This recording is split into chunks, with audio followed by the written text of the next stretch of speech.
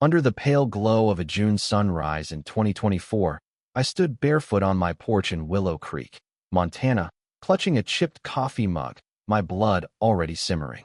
Across my gravel driveway, Margaret, Queen of Chaos, Larson, the Ironwood Estates HOA president, was orchestrating an invasion of my family's century-old horse ranch like she was directing a Hollywood blockbuster. Dressed in a crisp blazer, she waved a clipboard as if it were a scepter, barking orders at a crew unloading pina colada machines and inflatable palm trees onto my front pasture. The audacity hit me like a kick from a wild stallion she hadn't even knocked to ask permission. This was no neighborly mix-up. It was a calculated siege, and it was about to turn my quiet Saturday into a battle I'd never forget. It started innocently enough. I was savoring the silence of dawn when a caravan of SUVs roared up, horns blaring like they were heralding a county fair. Suddenly, my ranch was swarmed by folks in matching Ironwood Summer Fiesta t-shirts, dragging coolers, and setting up cornhole boards as if my land were a public park. Margaret strutted over, her smile as fake as the plastic flamingos now dangling from my fence, and declared that the HOA had unanimously chosen my property for their annual bash because it had rustic charm. She even had the gall to claim my ranch fell within their subdivision's extended boundary. I stared, dumbfounded, wondering how a group I'd never joined thought they could commandeer my private land without so much as a phone call. By the time I spotted a guy hammering tent stakes near my stable, my patience was fraying faster than an old lasso. I stormed down the steps, barefoot and furious, shouting over the chaos as kids raced toward my irrigation pond with donut-shaped floaties. Margaret barely glanced my way, too busy directing a teenager to set up a taco bar by my corral. I asked politely at first, then not so politely for them to pack up and leave. She waved me off with a condescending, "Oh, Tom, don't be such a grump. We're all family here," as if trespassing and turning my ranch into a luau was a neighborly hug. That's when it clicked. This wasn't confusion. Margaret was a master manipulator, wielding her HOA bylaws like a weapon, betting I'd cave under the weight of community spirit. She'd underestimated me.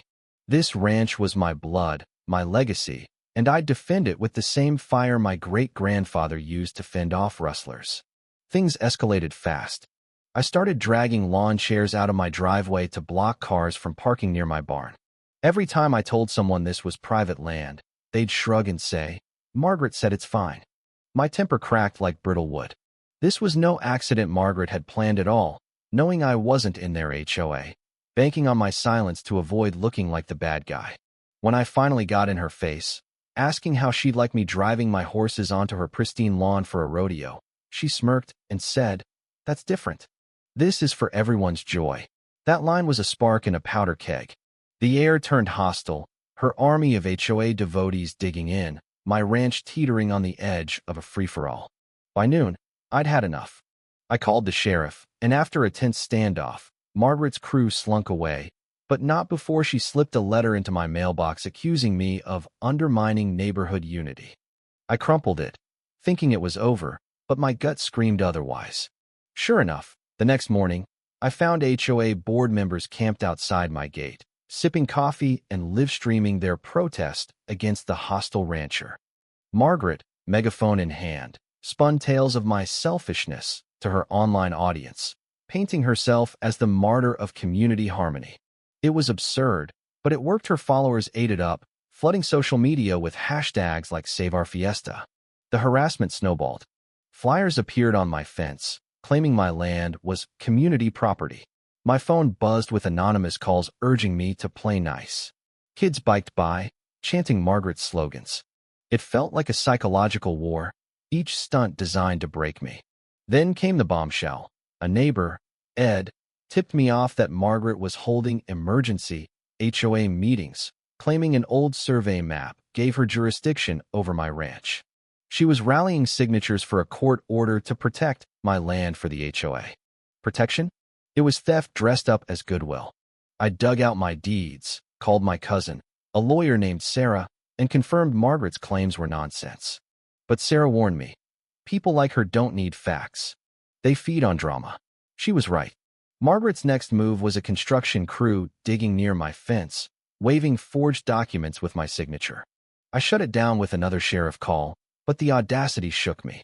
This wasn't about a party, Anna Maria, it was a crusade to control my life. The breaking point came when Margaret announced a community march to my ranch, roping in neighboring subdivisions with lies about my land hoarding. Flyers plastered the county, depicting my ranch with a red X.